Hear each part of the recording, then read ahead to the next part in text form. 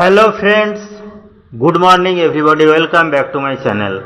আশা করি সবাই ভালো আছো। আজকে আমরা আবারও দারুণ ইন্টারেস্টিং কিছু সাধারণ জ্ঞান বা জেনারেল নলেজ নিয়ে হাজির হয়েছি। আশা করি তোমাদের ভালো লাগবে। চলো তাহলে ভিডিওটি শুরু করা যাক।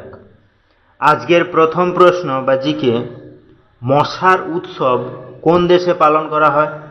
অপশান আছে দেখো, চীন, আমেরিকা, ভারত, জাপান।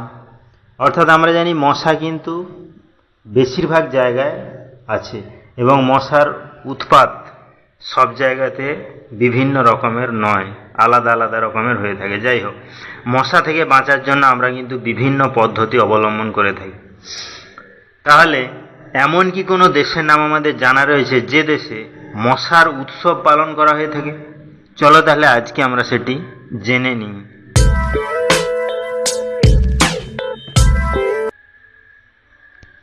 এখানে সঠিক অ্যান্সারটি হবে চীন। অর্থাৎ চীন এমন একটি দেশ যে দেশে কিন্তু মশার উৎসব পালন করা হয়ে থাকে। নেক্সট কি আছে দেখো, আজকের 2 নম্বর প্রশ্ন বা জিকে, মাছের বৃষ্টি হয় কোন দেশে? অপশান আছে দেখো, কানাডা, হন্ডুরাস, ফ্রান্স, ব্রাজিল। অর্থাৎ আমরা বৃষ্টি দেখেছি, সবাই শিলাবৃষ্টি হতে দেখেছি, অ্যাসিড বৃষ্টিরও নাম শুনেছি, বিভিন্ন জায়গায় অ্যাসিড বৃষ্টি হয়। কিন্তু মাছের বৃষ্টি হয় এই রকম কোনো ঘটনা কি আমাদের জানা রয়েছে? বা মাছের বৃষ্টি হয় কোন দেশে সেটি কি আমাদের জানা রয়েছে? চলো তাহলে আজকে আমরা সেটি জেনে নিই।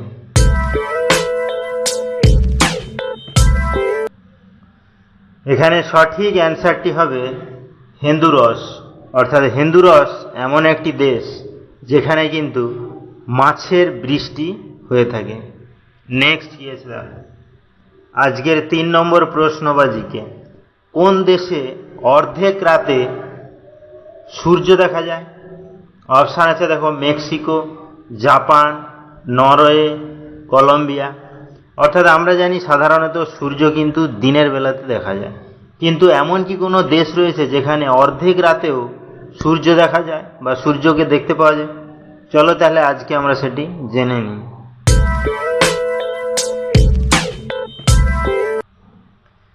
এখানে সঠিক অ্যান্সারটি হবে নরওয়ে।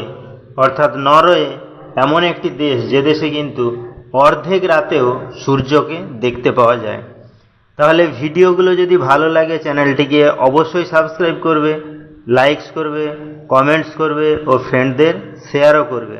কারণ প্রতিদিন এই রকম ইন্টারেস্টিং ভিডিও পেতে গেলে চ্যানেলটিকে অবশ্যই সাবস্ক্রাইব করতে হবে।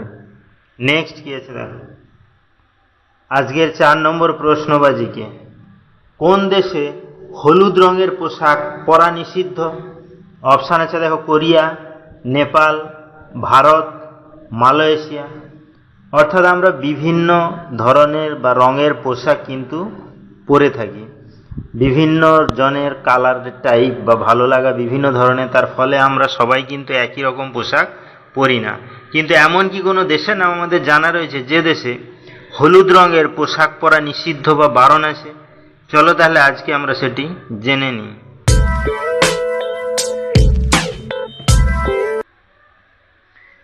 এখানে সঠিক অ্যান্সারটি হবে মালয়েশিয়া। অর্থাৎ মালয়েশিয়া এমন একটি দেশ যে দেশে কিন্তু হলুদ রঙের পোশাক পরা নিষিদ্ধ বা বারণ রয়েছে। নেক্সট কি আছে দেখো, আজকের 5 নম্বর প্রশ্ন বা জিকে, কোন পশু 5 কিলোমিটার দূর থেকেও জলের সন্ধান পেয়ে যায়?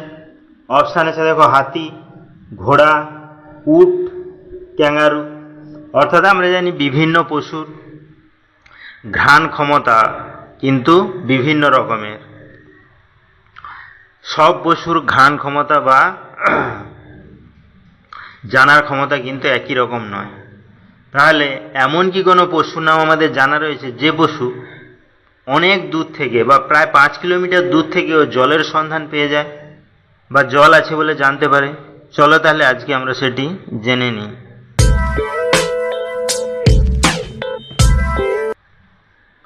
এখানে সঠিক অ্যান্সারটি হবে হাতি।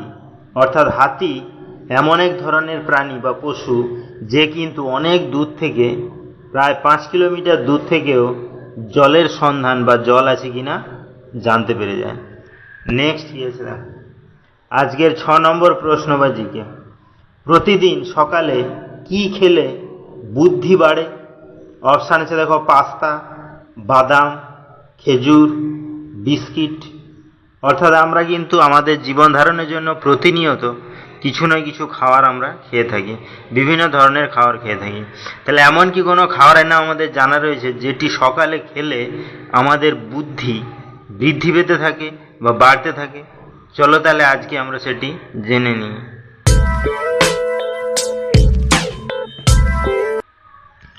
এখানে সঠিক অ্যান্সারটি হবে বাদাম। অর্থাৎ প্রতিদিন সকালে যদি বাদাম খাওয়া যায় তাহলে কিন্তু আমাদের বুদ্ধি বৃদ্ধি পেতে থাকে বা বাড়তে থাকে। নেক্সট কি আছে দেখো, আজকের 7 নম্বর প্রশ্নবাজিকে, ইনস্টাগ্রাম কোন দেশের কোম্পানি? অপশান আছে দেখো, আমেরিকা, ভারত, জাপান, চীন। অর্থাৎ ইদানিং বা বর্তমানে কিন্তু স্মার্টফোনের অ্যাপসের মধ্যে ইনস্টাগ্রাম অ্যাপসটি কিন্তু খুবই গুরুত্বপূর্ণ এবং জনপ্রিয়। তাহলে সেই ইনস্টাগ্রাম কোন দেশের কোম্পানি সেটি কি আমাদের জানা রয়েছে? চলো তাহলে আজকে আমরা সেটি জেনে নিই। তো বন্ধুরা, এই কোশ্চেনটি কিন্তু তোমাদের জন্য। এই কোশ্চেনটির অ্যান্সার যদি তোমাদের জানা থাকে তাহলে অবশ্যই আমাকে কমেন্ট করে জানাবে। তাহলে ভিডিওটি এখানেই শেষ হলো। নেক্সটে আমরা এরকম আরও ইন্টারেস্টিং ভিডিও নিয়ে হাজির হব। ততক্ষণ সবাই ভালো থেকো, সুস্থ থেকো। Thank you.